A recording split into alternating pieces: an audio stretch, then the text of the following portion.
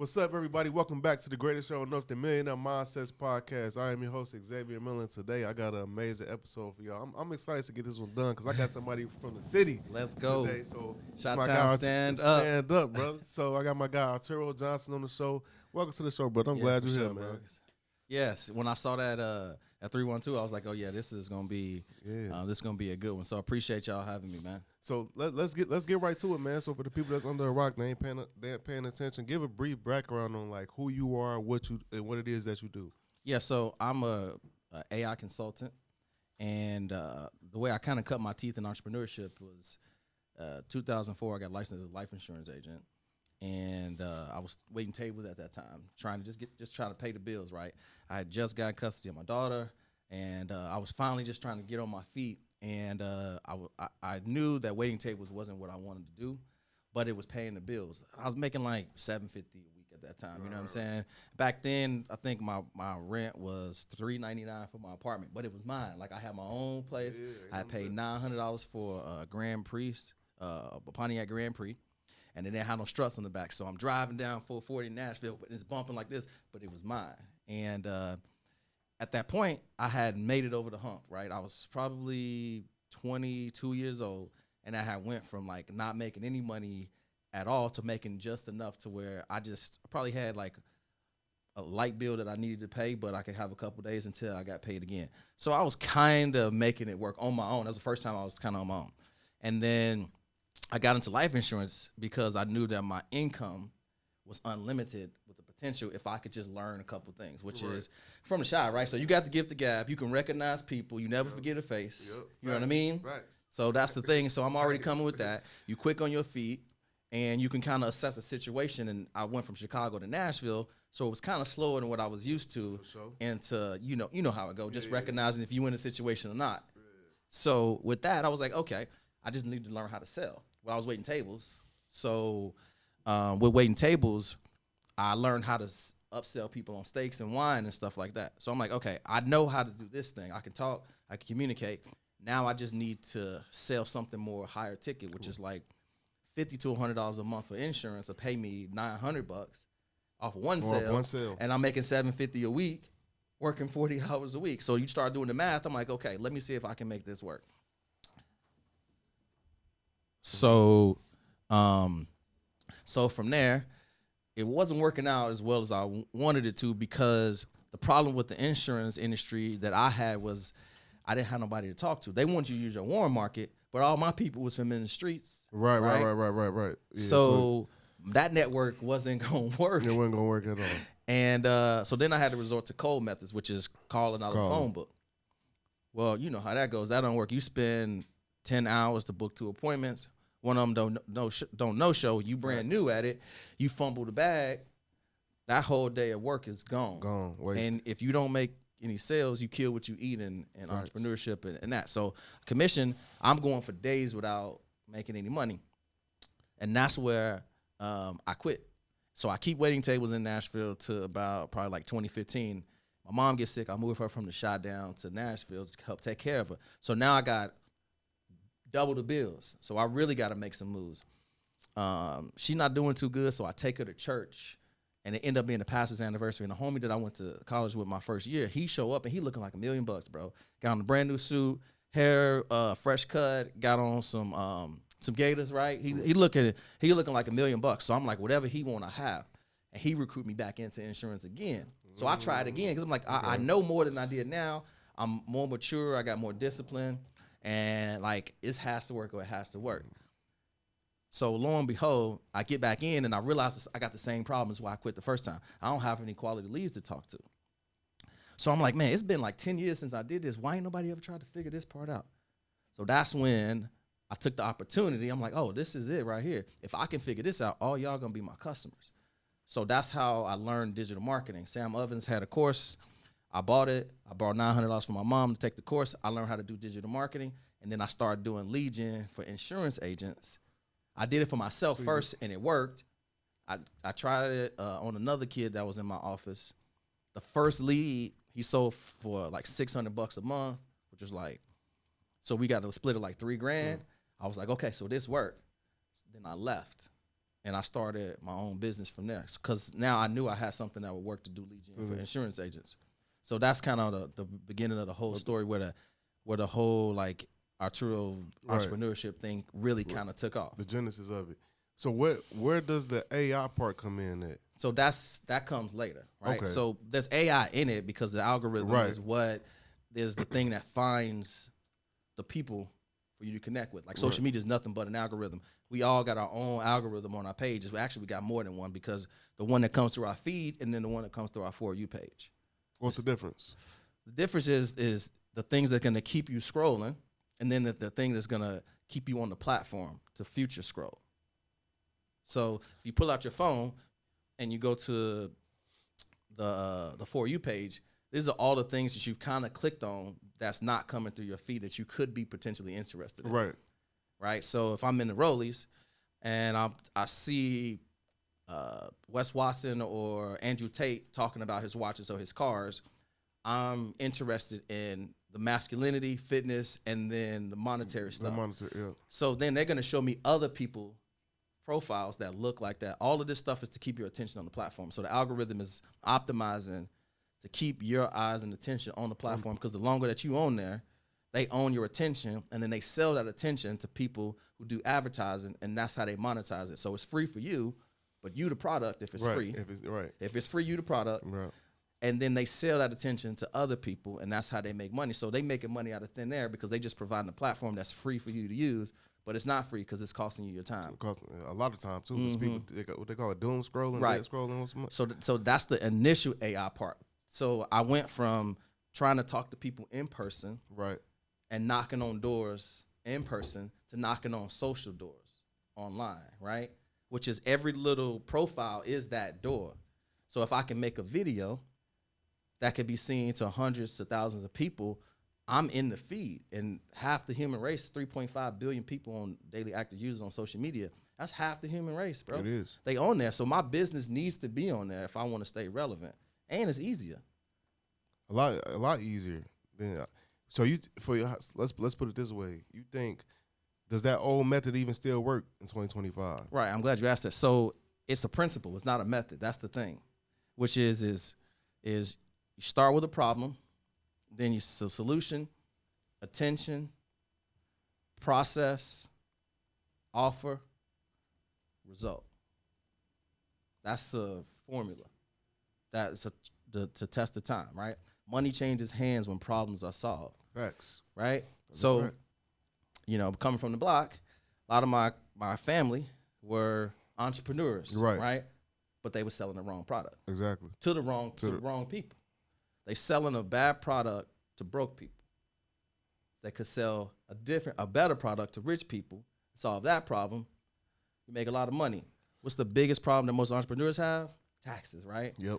Imagine having an offer around that. And we know our boys, the brothers around here, Melanin Money, they running it up the bag, helping people. Facts. That's a big problem to solve. Yep, it's a huge problem to solve. You got $100,000 in taxes. You ain't even thinking about paying somebody 10 to help you save 50. No, that's real. So again, it comes with solving the problem first. Speaking on solving the problem, do you think with AI, with the investment of it, right? It's so quick and it's solving a lot of problems. Do you feel like humans could even compete with it at this point where they solving problems as fast as the AI is solving problems? It's going from competing to complementing, right? And there's a synergy of regards to it. At some point, you're gonna have to use AI because you're not gonna be able to compete with the human that is using it. If you're not using it and the human is using it, you can't compete with it. You can't. Like I literally calculated this entire trip, bro, for AI. All the podcasts that I needed to do, 15 minutes before and 15 minutes after, not knowing Dallas at all, to make sure that I got everywhere I needed to get to on time or 15 minutes early. Through AI. Yes, no human brain is going to be able to do that from a place that he's never lived. So that advancement allows me to be to know the landscape of what time to be somewhere, what time to check into my Airbnb, what time to call the Uber from the Airbnb that I never stayed at to get over here, to be 15 minutes early, right? And have time to go across the street and get a drink or something and wait.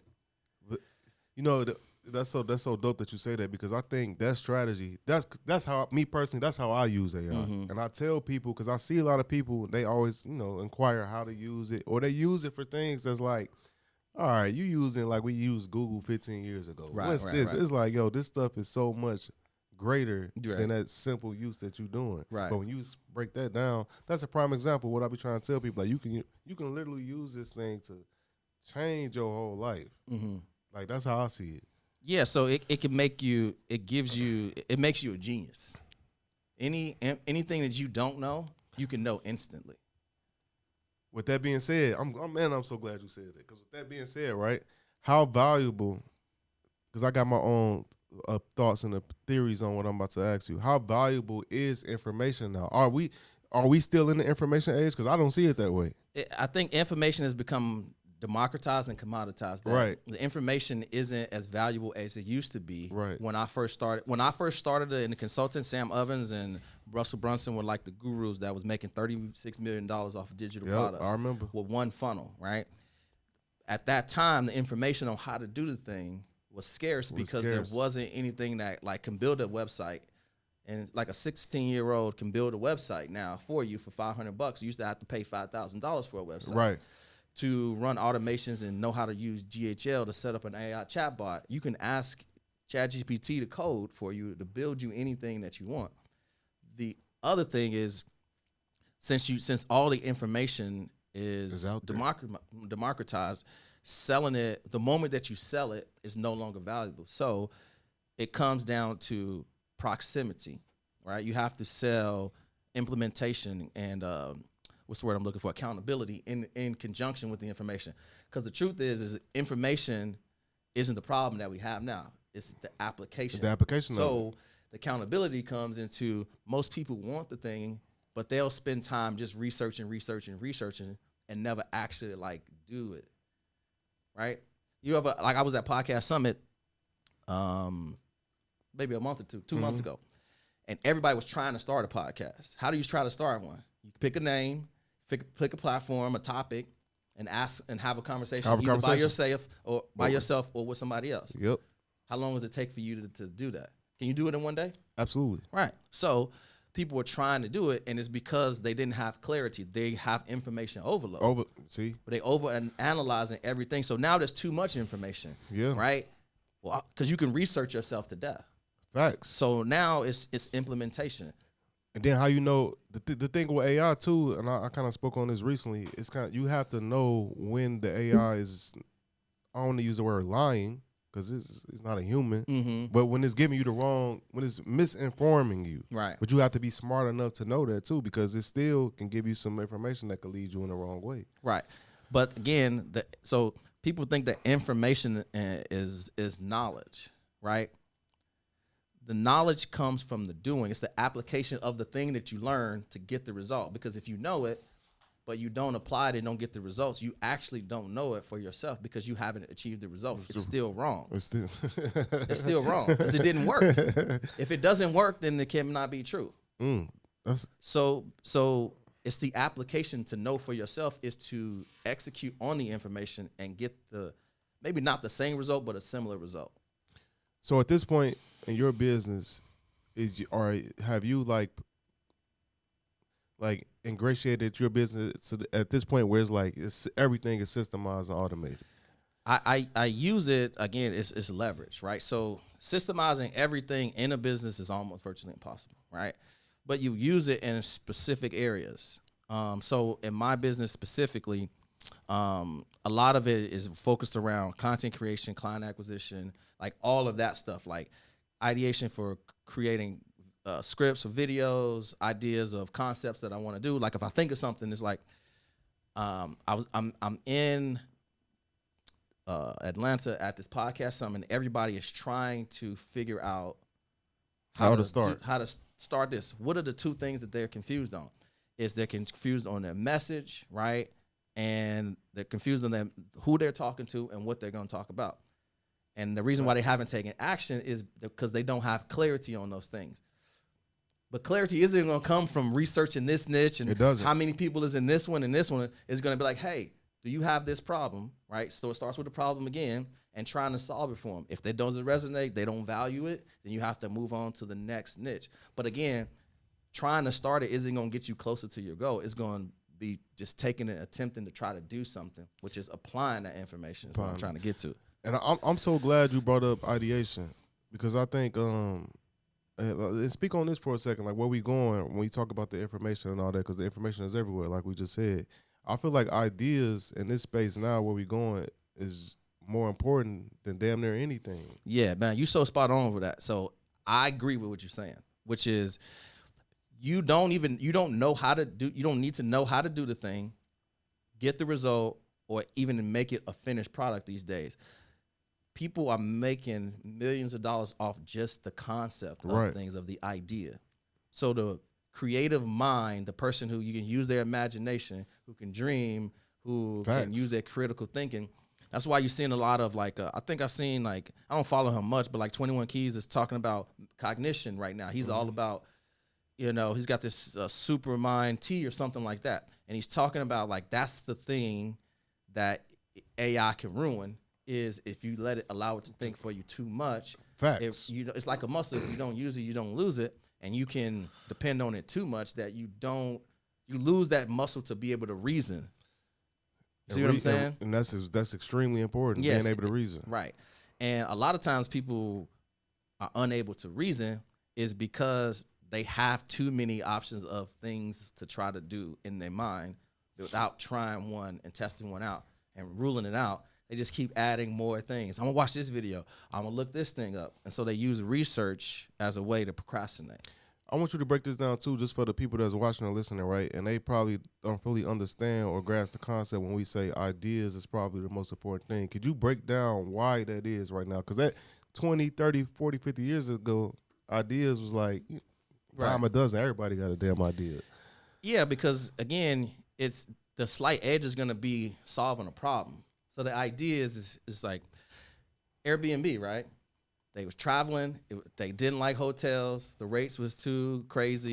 Guy had an experience where he booked the hotel on the weekend. He probably flew in, and his room got canceled. He had this really nice room. They ended up putting him in a crappy room, or they had to walk him down to another hotel. And he's like, man, I'm sick of this. What if there was a way that there's a room share? Oh, that's what he ended up doing. He ended up like sleeping on somebody's couch or like couch surfing, called up a friend. It's like, hey, I'm in California. You got an extra room. My hotel room got canceled. Well, that was a problem right there. And he had an idea from that problem, which is, what if there was a way for us to be able to come in town and not have to stay at hotels? What if there was a place that was cheaper that two people could make money, right? The place where somebody who has an extra room, they could sell that and make money off of, they could sublet that. And then if we facilitated that introduction, we could just get a little piece. Airbnb technically doesn't own the properties. They're the middle person of doing it. It was the person with the idea who made the most money. Same thing with Amazon, right? The everything store. They're the middle person in e-commerce for everything. Uber. They designed it to where the idea was you don't have to use taxis. Taxis are rude, they're crazy, they drive all over the road. What if it was a peer driving a car where that person could make money? We can connect somebody that needed to go somewhere. They felt safer because this person had to go through a background check. We could see it. We can make a profile, right? Putting your wife in a car or your girlfriend in a car. You don't know who it is. What if they had to go through a thorough background check so that the rider felt safer getting in the car? There was a problem that happened that made somebody come up with the idea to solve that. Yeah, absolutely. That's exactly what happened. So the ideation of it is going to be important. But again, it all comes back down to you have to be solving a problem, not just coming, oh, I got this good idea. I'm going to open up this shop and I'm going to sell this. You have to start with a problem. Let me ask you this, with that being said, right? Because it seems like a lot of business that's happening today. It's a lot of, how can I put it? It's kind of like a monkey see, monkey do kind of thing, right? What you think about that? I'm asking because when you in that route, I don't think there is a lot of problem solving when you go that route, if that makes sense. Well, I mean, the ants go. This is saying that the ants go where the sugar lies, which is if there's an easy way for people to make money, they're gonna do it. That's what they're gonna do, and so that's always gonna be the thing. But the people who make the most money are usually the person who's a first mover and a contrarian person that goes against, like, see what everybody else is doing. right, and see what everybody else believes that may not necessarily be true. They break it down to first principles, and then they do something a little different. Elon Musk is the prime example of doing that.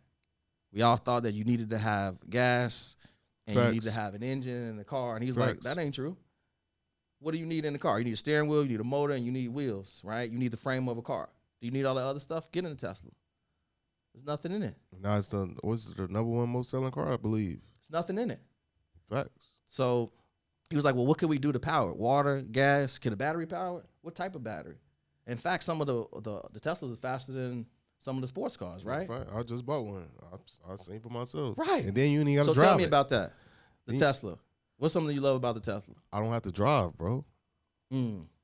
Like, that's the number one thing to me. I've literally put in the address on the thing, press a button, and I sit back like this. As long as my eyes open, I'm paying attention to the road, I'm good. I'm going to get there, but I don't have to drive. It'll park for me. It's going to go on the highway. I ain't talking about no cruise control. I'm talking about full turning the steering wheel, getting on the highway, getting off the highway, exit, switching lanes, going 70, 75 miles per hour. It literally drives for me.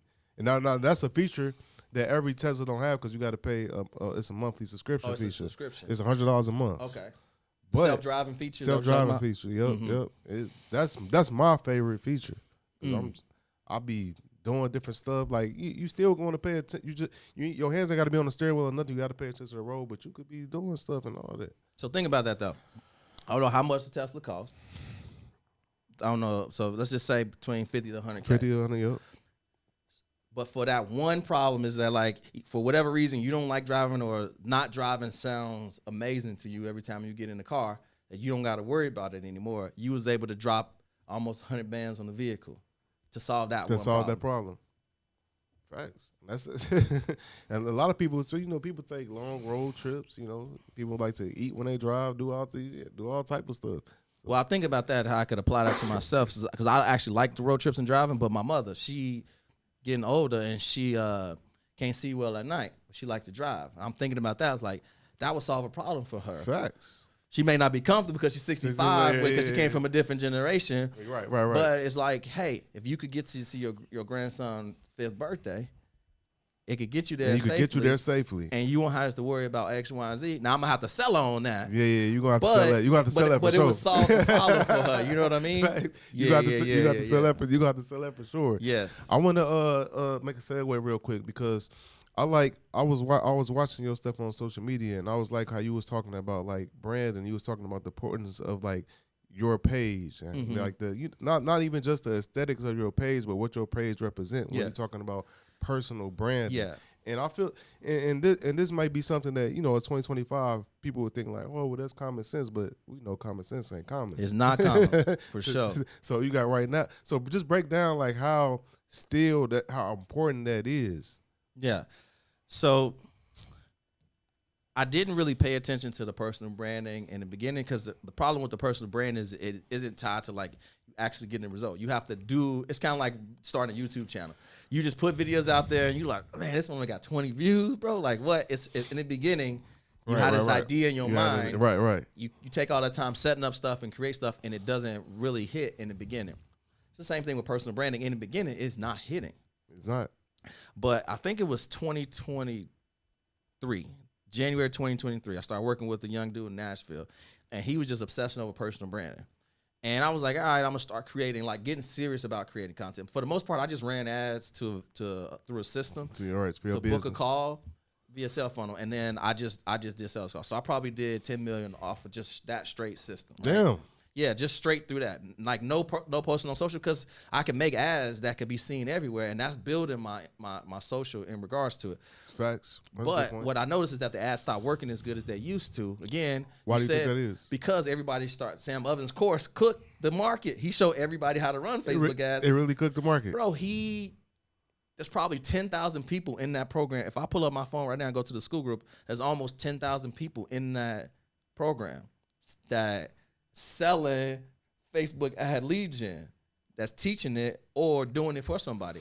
So it gets saturated real quick. Damn. So now that's the competition. Your cost per lead and your CPMs, cost per book call, continue to go up. In the beginning, when he was the first person who knew about it, again, information gets commoditized.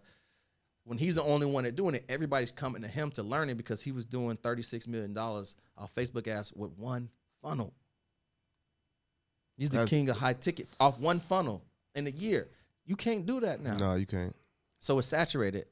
So so with that sense, right? I forgot where I was going with this, but what was personal branding? But personal branding, right? But he had a big personal brand.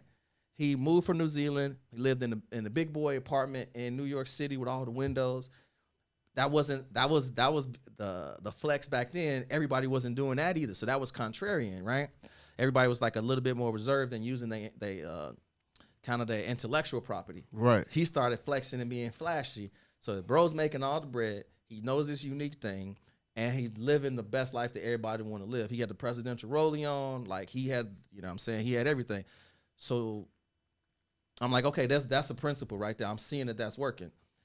Once the ads start fading, I got to go to organic.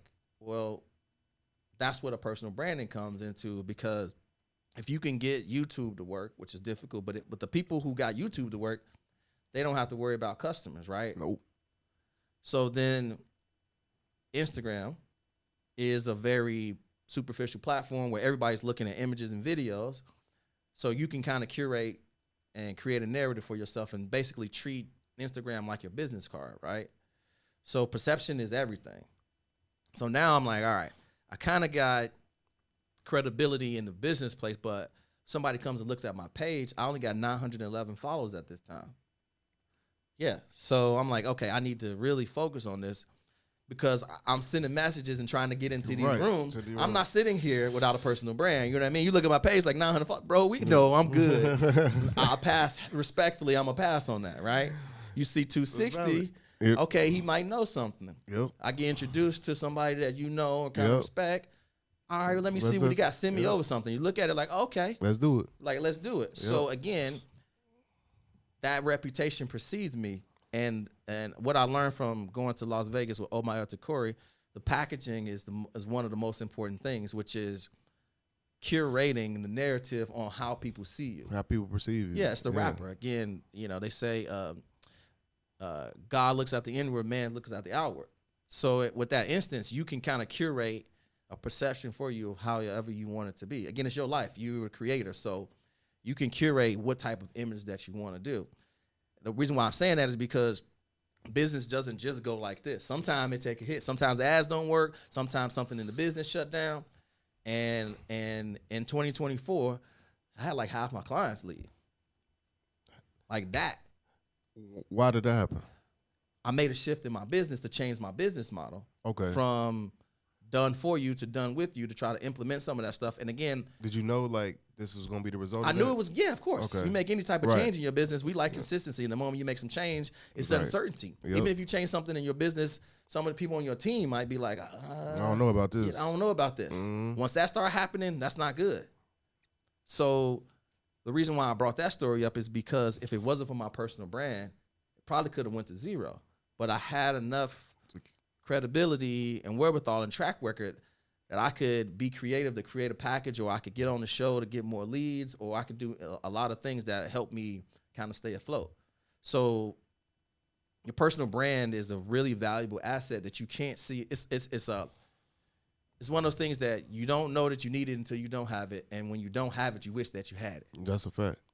That's it. That's the truth. So like I guess I can break down what I kind of do for my personal brand. Go ahead. Optimizing the social media profile, making sure you got a high quality headshot, right?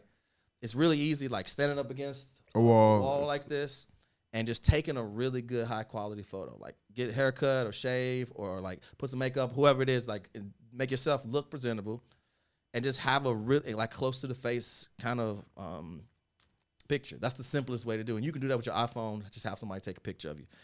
And then if you're a business owner, optimizing your profile name, not a nickname. Like one of my clients, a barber, I'm helping him grow his business, and his was Queasy. That was a nickname he had when he was a kid. Right. And he didn't want to change it because that was tied to his identity. And I'm like, bro, you know that that's a name that's not your real name, that like your uncle gave you when you was a little boy. You a grown man now with a business. I was like, you in Indiana is one of the best barbers in Indy. When I type in barber in Indy, your name don't come up. You know how much money that's costing you? Look at these guys. I was like, let's look at their profiles. Is this guy cut better than you? Nope. His lining is off. Bro missed the blend on the side over here. Look at this one. He put too much of the spray paint on his forehead. But they're coming up in the search. Me, myself, was trying to get you to cut my hair 2 years ago. I couldn't find you when I was in Indy, when I was still living in Nashville, and I had to fly out to go speak at an event. I couldn't get a cut from you. Optimize your profile name. And then there's another spot where you can kind of tell what it is that you do. So we use a formula called I help blank to blank by blank. So that's a one sentence, right? Like of kind of what you do, which is I help X do Y by your unique method, which is like I help life insurance agents to generate, high quality leads and prospects without cold calling. Right. Very clear, one sentence on who it is, who you help and what you do. So now you got that optimized in your bio, and then obviously you need to have a link for somebody to go deeper with you, whether that's a link to your school community, your low ticket community, or to your VSL or to your website, somewhere where you can take people off the platform if they decide they want to go deeper with you. This is the science of optimizing your profile. And then on your feed, if you look at it, it's very specific. On the home feed is nothing but photos of lifestyle, professional images to show your authority. Right. It's very curated and it's clean, aesthetically clean, because that says something about you, right? The details. You look at somebody, they got a fresh cut, breath smells good, they got on nice shoes. Like we look at that, they watch, we look at these things. So that right there lowers this kind of threshold where it's like, okay, that you kind of earn people's respect digitally is basically what it does right there, right?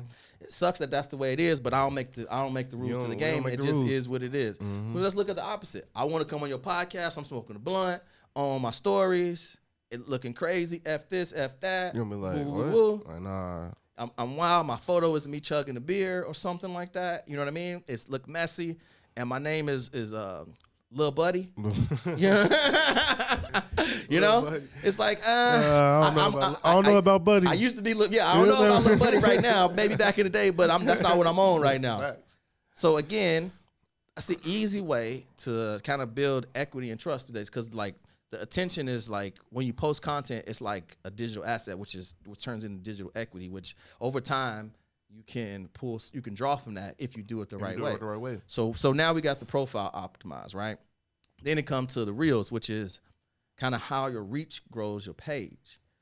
So if you want to help people and they come and look at your profile, they'll see the photos, and then you can kind of post your thoughts on there, which is like any little saying that you have, usually with a good image and like a good saying, like you take money to make money, you know what I'm saying? Or any thoughts that you're thinking, like a quote or something, you can use that. That way, anybody that scrolls past your page, they could come past your page and be like, all right, I rock with them, I'll follow him. Facts. Right? So that's your top of funnel kind of attention.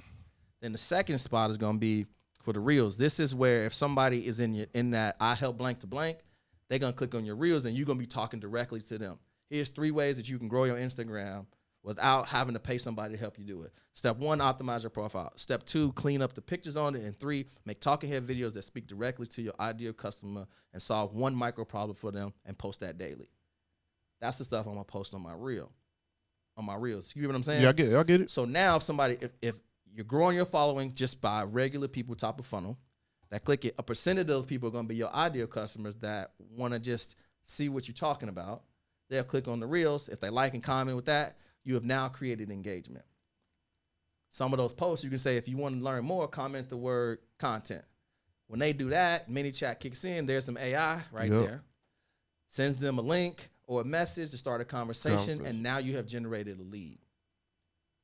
You with me? Yeah, I'm with you. I'm following. Now the stories is where you post lifestyle and just you doing cool stuff, or they see you as a person. I'm picking my kids up from school, right? We shooting BTS stuff with content, traveling, speaking on stage. They get to kind of see the highlight reel of your life. So you see how that curates your personal brand and perception. Absolutely. And that's just on Instagram. So I did that, and that's what took me from 911 followers to like 260 or something. It goes up and down, but it's right around around that mark from doing that strategy. And I mean, for probably 9 months, I posted like that and it didn't do nothing. But one post got me 100 million impressions. Dang. And it gave me 65,000 followers in 30 days. Straight went nuclear. So what happens though is people think that each post is gonna get 1,000 up until this. Yeah, that's not how it works. You post and nothing happens, and then one post take off, and then they go back and watch everything. So that's why you have to be meticulous about curating what you're gonna say. So David Shands at the Podcast Summit, he talked about this too. He said he did maybe like 35 or 45 episodes, and he said nothing happened. Nothing happened. And then he had Wall Street Trapper on. That took off. But it wasn't the Wall Street Trapper one. That's what made everybody come back. Right. But there was one episode of like a black billionaire that was on his podcast that really got everybody to stop in their tracks and watch that one. Then they went and watched the Trap one, and then they watched everything else. That's how I go. Yeah, so that's the science of building your personal brand just right off of Instagram. No, I love it, bro. And it boils down to consistency. And something you kind of spoke on this earlier is, like you said, somebody that's being seen, they gonna get more leads and sales than somebody that's not even being seen, even though they might have a better product. And that goes to show that whoever has the best marketing is gonna beat the person that got the better product. Yeah, it's not the best; it's the best known. Right, the best known. And that boils down to everything. When you talk about politics, people that's winning elections, they just the most popular. They did the most podcasts. My man did one podcast and did it, and the other person could have done it and they didn't, and they lost. And now they doing them. Exactly. Now they all doing them. Now they doing them now, right? Because they know they have to. Because they have to get out there and be seen. Because it's whoever the most known, like you said, that's what's going. Yeah. So, but like on that note too, it's deeper than that, because for a long time the narrative was written about us, right? All of this negative stuff was written about us. But I noticed a lot of athletes, because the media, especially for sports and basketball players and football players, they started launching their own podcast too. Yeah. To take that narrative back. It was like, I know someone was posted, like, no, that ain't how that went. Right. And they go on the dresser. Draymond Green does that after every game. After every game, yeah. That's unheard of. But again, it allows that news cycle to not steal the narrative, because that's costing dudes a lot of money. Yep. You know how many draft picks, night of the draft was supposed to be a lottery pick? Larry Tunsil lost millions of dollars for somebody posting the video of him doing a gas mask. Again, it allows you to shape the narrative of writing your own story, and then shed some light on you as a person and your genius, right? Because if you're showing up every single day talking about a certain thing, it's like, no, that ain't true. I know, dude. The listeners get to know you. It's a more intimate level where they're like, nah, you can say what you want about this person, but listening to them every day, I don't think that's true. Well, because again, if the narrative is a negative thing that comes out, and that's the loudest voice is the media, then the split is 80-20 for people that know you to the people that just heard that one little piece of news, and now they're on your back. As opposed to now, you could probably split the narrative, because the media is still powerful and loud, that it's 50-50. But when it's 50-50, you got enough uproar that it won't get you canceled. You know what I'm saying? No, absolutely, bro. Controlling your narrative is so important. It's the reason why you got giants like Jeff Bezos buying the Washington Post. Why you got Elon Musk buying X. You got Larry Ellison buying TikTok. Yes, they can't silence the voice. They got a voice that he owns a whole newspaper. What you mean? Exactly. How many viewers and people who are on that, right? He bought Twitter so that all of however many followers is on there, when he pressed the button to say something, it go to everybody. Everyone. You like, why are you popping up on my algorithm? I don't follow him. It's his everybody. Platform. He gonna make you see it. So again, it's not the best, it's the best known. I love that. I want to transition really quickly, right? So get some nuggets to some people that got their business, because I know you consult with a lot of people that's entrepreneurs, maybe even aspiring entrepreneurs, whatever.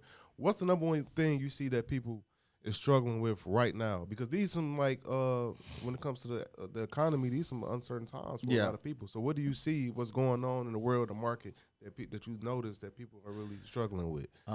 Focus and saving bread. Let's break down both of them. Let's do the saving bread part. What do you think? Because the cost of living, everything is like, how do you combat that? Well, I mean, the easiest way to make more profit in your business is raise your prices. So I talked about this yesterday on the Billions podcast. Is entrepreneurship is nothing but personal development, right? Masked with solving a problem. So most people charge low prices because they worth the tie to what they think they can charge for a thing. Right. So a lot of times, what I was saying yesterday was, when you invest into a program, you pay the mentor, but you invest in yourself, right? So if I spent $6,000 on a course and I'm about to sell a course, I can now say I spent that and I can justify that investment. And if the course was good to help me to get the clients that I need to, like, my standard has been raised from doing that, right? And so if the easiest lever to increase your profit in your business is by raising your prices, right? So business is nothing more than cash flow. Cash flow is that's the bloodline. It is the cash flow of your business is the revenue minus the expenses, and whatever's left over equals the profits, and that's what you get, right? Yep. So if that's the case, then the way to increase your profits is to not sell more of a low ticket thing. Is to increase the lifetime value or increase the amount that the buyer is worth to you by raising your prices. What do you say to people that may be hesitant on doing that, right? Because they're like, damn, man, everybody's saying they ain't got it. What? Well, I mean, again, in business, if you don't like your business, change your customers. You're the business owner, so you can, again, it's this entrepreneurship. If you don't like them, stop complaining about them and leave them. That's real. If you don't like her, stop complaining about it and leave her. You get to choose who you take on as a customer. Absolutely. So in that instance, there's a couple of ways to kind of go, because I have this conversation with my barber all the time, trying to tell him to raise his prices, and he's thinking about the market in Indy, and it's not in Atlanta, and it's not in Miami, and I'm like, so you mean to tell me there ain't nobody in this city that's charging what you want to be charging? Is it? So then that's not true. What's the difference? He believes that his prices is worth that, and the haircut that he get is worth more than what he's charging you. You feel like you get a deal, but you don't. So you don't charge that. It's the only difference. You missing out on money. Because is he a better barber than you? Let's look at it. No, he's not. What's the difference? He decided that he was a $100 per cut barber, right? And so in that instant, that's kind of the formula, which is like, if you don't like your business, change your customers, right? Maybe you're marketing to the wrong people. Maybe your messaging is to the wrong people. Maybe your service is what's serving for those people.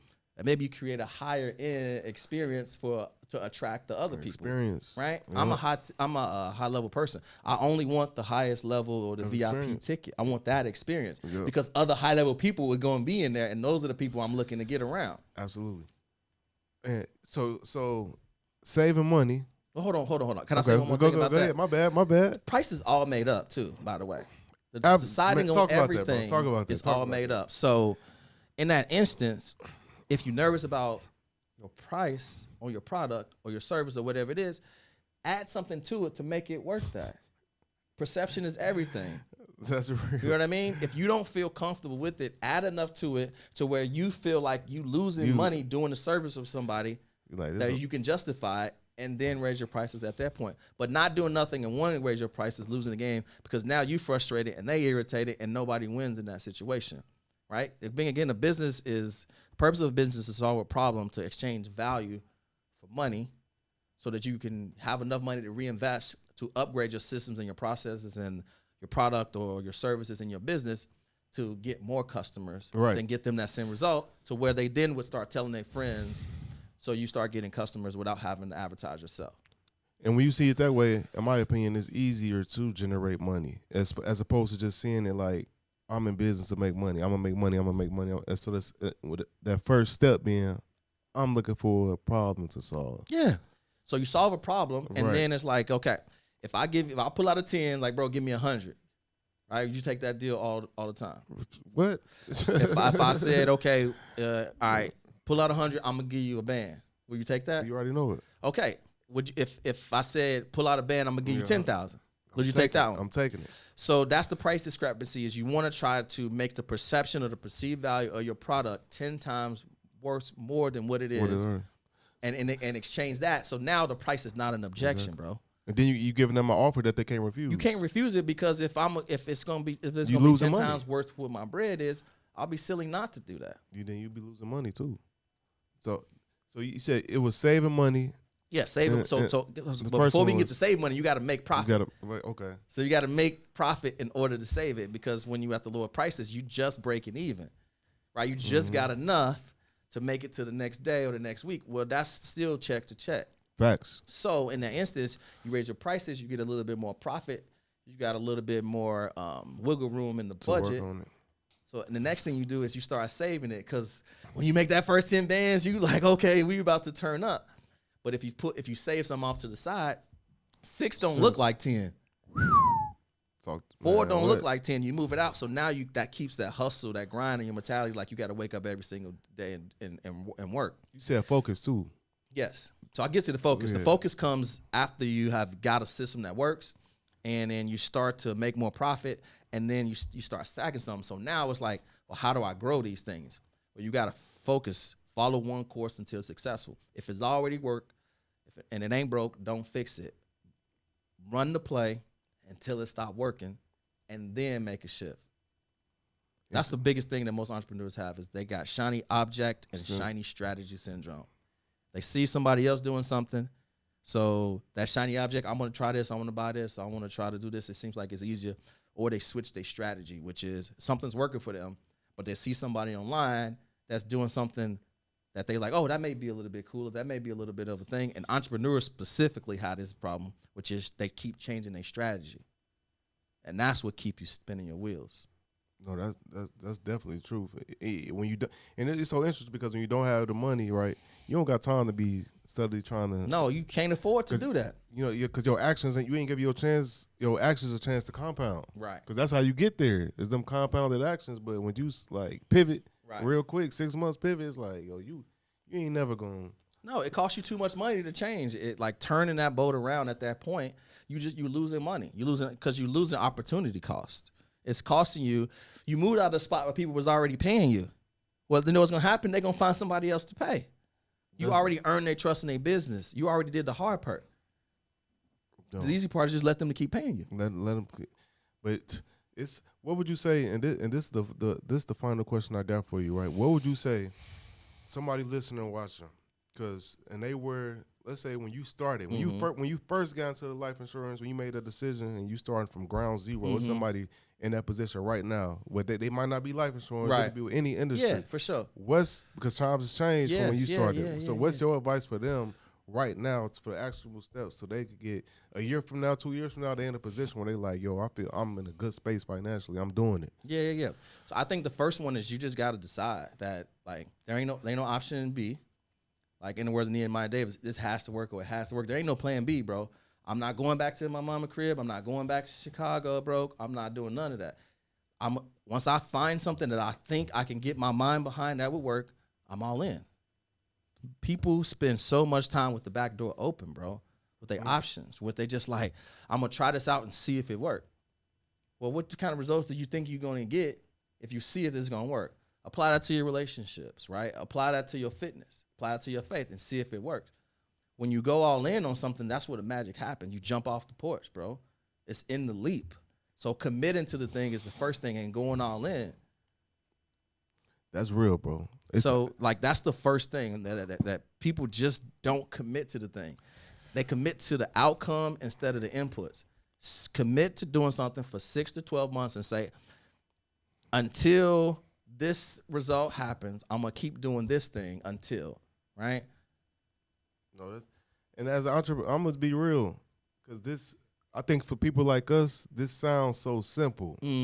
Which is why I always say, to be an entrepreneur, you have to be a little off in the head to even think like you could really even do this. You delulu, bro. You got to be a little delusional. So if you somebody that's just super like, I'm not to say don't be a logical person, because I'm extremely logical, but if you somebody that's like everything got to be structured A to Z for you, or you can't do it, this might not be for you for real. So let's talk about that, because that's the thing is programming. We all programmed in some capacity. They programmed us when I was little that you needed to go through this process to do this, and if you did this, you would get this, which is if you go to school, get an education, you get a degree, then you're going to get this job. But that ain't work out too well, right? Nope. People got more debt from going to college. Not a good job. Than anything, and with not a good job to pay it back. Yep.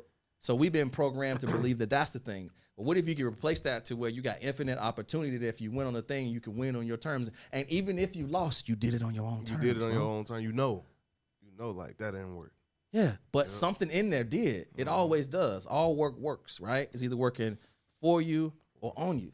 So in that instance, bro, like that's where the learning happens is in the trenches and doing that thing. And you will learn skills. It's the resilience that happens from that. Sometimes you just need something, bro. That was the thing for me. I just needed to commit to something. I had never committed to something. And it was entrepreneurship. And it was like, bro, you don't never commit to something. You need to stay with this. And if you do, the good thing's going to happen. But you always, as soon as it gets tough, you quit. Or you decide to think you need to do something else. This is it, man. Just stick with it. So somebody out there, commitment, decide, cut off all other opportunities.